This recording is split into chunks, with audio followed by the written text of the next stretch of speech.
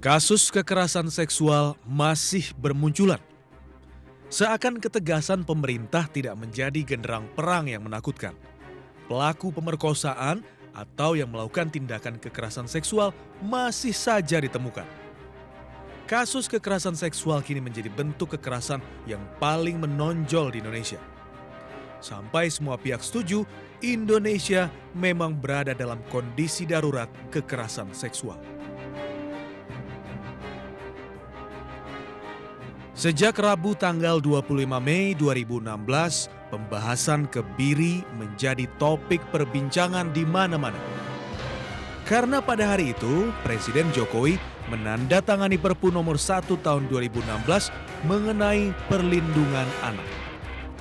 Kian menarik perhatian, di mana di dalam pasal 81 ayat 7 dijelaskan bahwa pelaku kekerasan seksual dapat dikenakan tindakan kebiri kimia dan pemasangan alat pendeteksi elektronik. Pertanyaannya, lalu siapa yang menjadi eksekutor? Tentunya butuh koordinasi dari Kementerian Kesehatan. Sedangkan Kementerian Kesehatan sendiri masih menganggap kebiri kimia tidak tepat diterapkan. Kemudian, siapa yang menjadi penanggung jawab dari alat deteksi ini? Kepolisiankah? Kapolri sendiri merasa penggunaan alat ini masih harus dikaji lagi.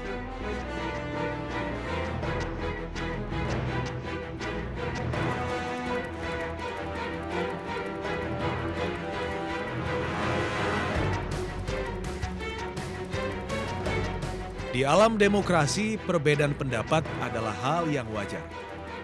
Namun keputusan yang tepat dan dapat diaplikasikan dengan efektif adalah keharusan. Kita sepakat bila pelaku kekerasan seksual harus diberikan hukuman berat.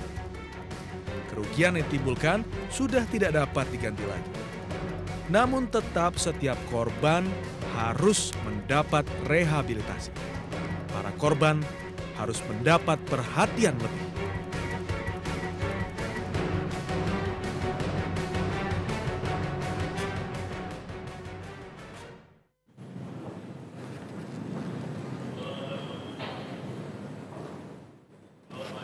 Ya, dari DPR masih akan mengkaji ulang terkait dengan pelaksanaan nanti seperti apa dari penambahan hukuman atau pemberatan hukuman ini terkait dengan hukuman perlindungan anak. Saya ke Mas Erasmus saja, Mas. Kalau dari ICCR sendiri, hasil penelitiannya terkait dengan Perpu Kebiri dan juga pemasangan chip dan kaitannya dengan negara lain. Sudah adakah sebenarnya keberhasilan dari negara lain untuk menekan angka kriminalitas terhadap anak begitu? Ya. Ini jadi bagian menarik, Mbak, karena beberapa kali Kementerian Sosial begitu ya, Ibu Kofifa bicara tentang negara lain begitu ya. Lalu kemudian kami agak sedikit nakal begitu ya, lalu memperbandingkan ini dengan beberapa negara yang kemudian dimasukkan oleh Ibu Kofifa. Hasilnya menarik. Hasilnya adalah yang paling mencengangkan dari hasil pemantauan kami 2012-2014 di World Rape Statistic gitu ya, statistik pemerkosaan dunia yang dikeluarkan oleh UN, PBB. Negara-negara yang menggunakan kebiri ini masuk ke dalam 10 besar. Di antaranya negara-negara yang jadi rujukan. Yang juga disampaikan Bu Relina tadi. Contohnya apa? Amerika Serikat. Itu berturut-turut masuk 10 besar negara pemerkosaan tertinggi.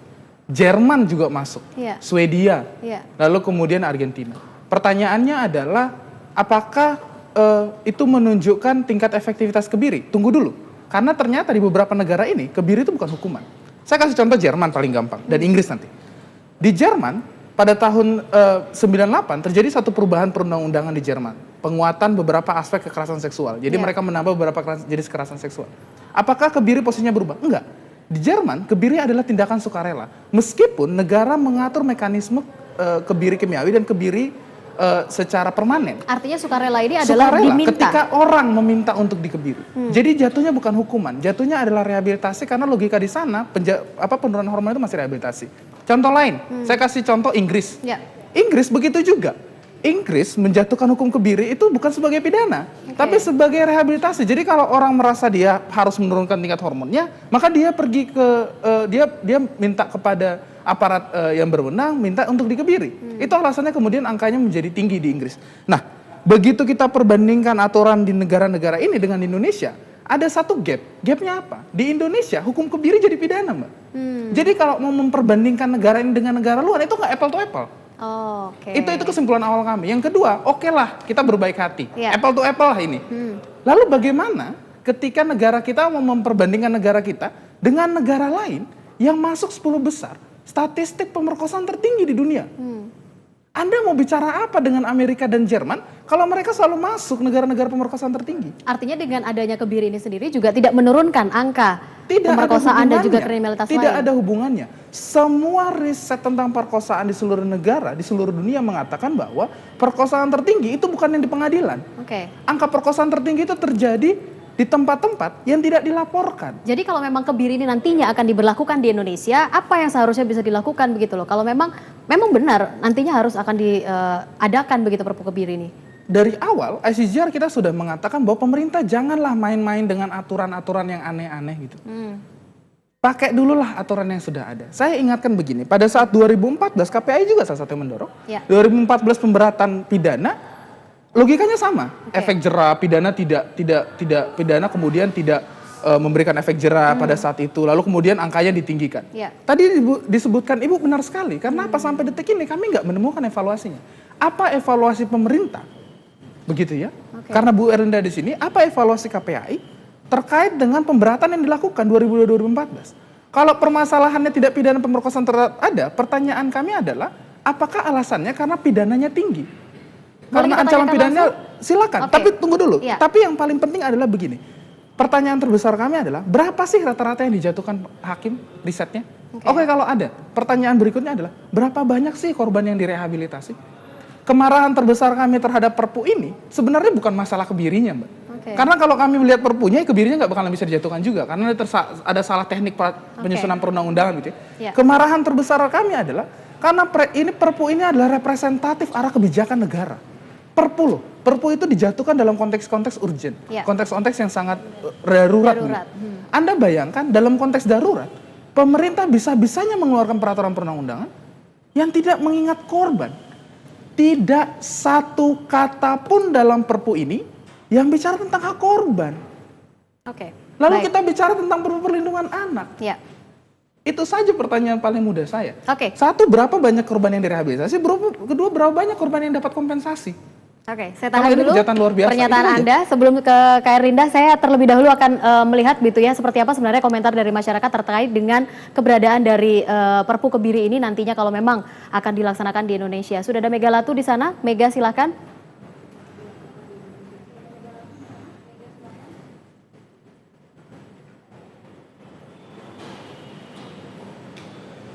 Mega.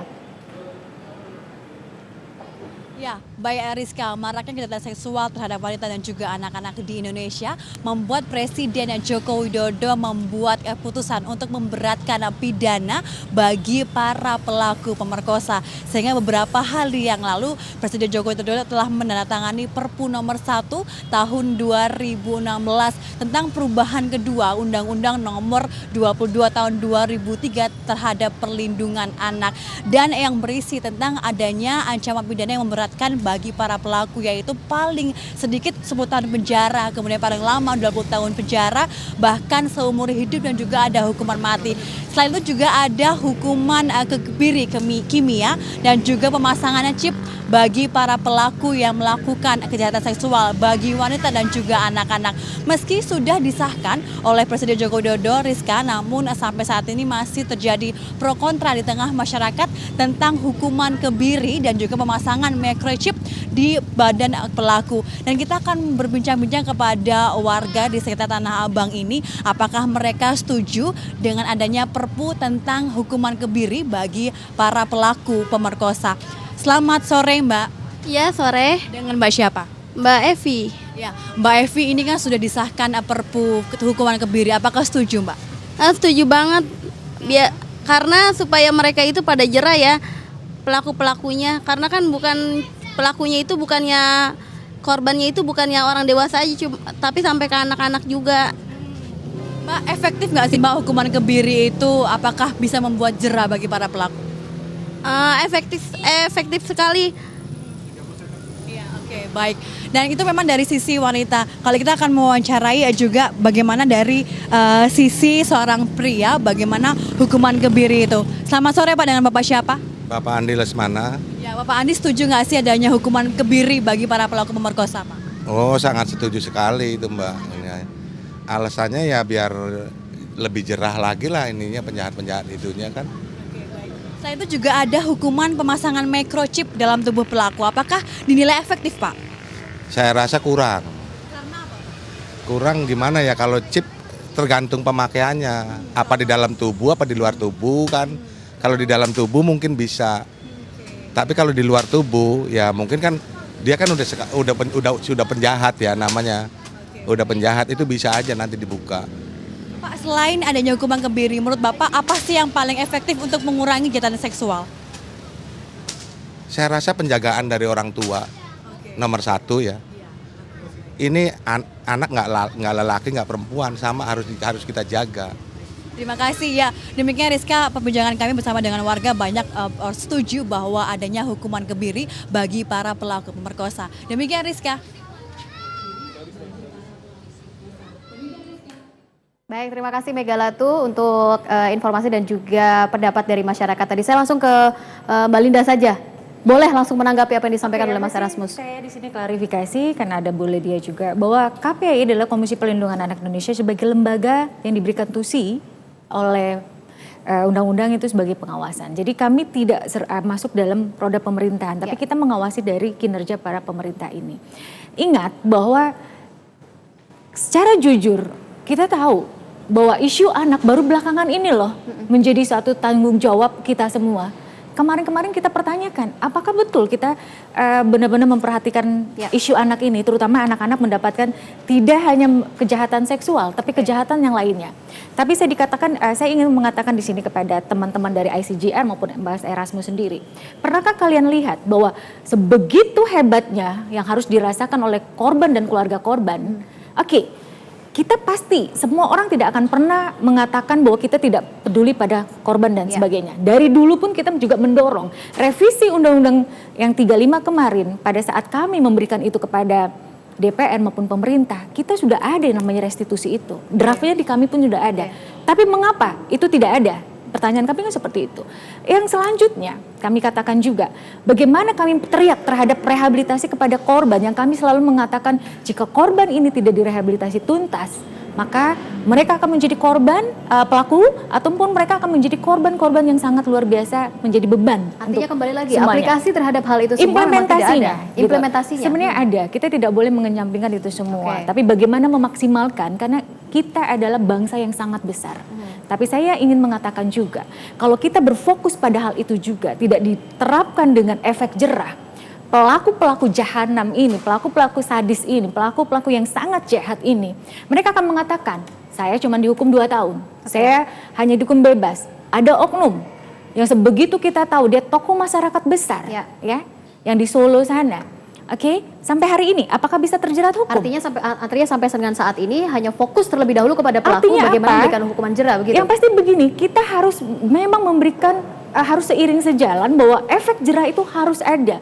Untuk apa? Untuk para pelaku, mereka itu ada rasa ketakutan, ada rasa kekhawatiran, dan mereka tidak menginginkan itu terjadi. Seberapa besar keyakinan dari KPAI bahwa memang hukuman kebiri ini bisa memberikan efek jerah dan juga menurunkan angka kriminalitas seksual kami terhadap katakan anak? Sekali lagi, itu sangat tidak fair kalau kita mengatakan efektif atau tidak. Lakukan dulu, kita uji dengan kita punya klasifikasi yang berbeda, kriteria yang berbeda, negara Jerman, negara Amerika. Saya hanya bertanya saja, apakah betul kita akan uji cobakan, kita akan pertanyakan di negara yang berasal dari merekanya, karena apa? Kita sudah banyak tahu kok, banyak juga orang-orang yang mengatakan IJO internasional itu mereka memanipulasi data kok. Hati-hati di situ juga.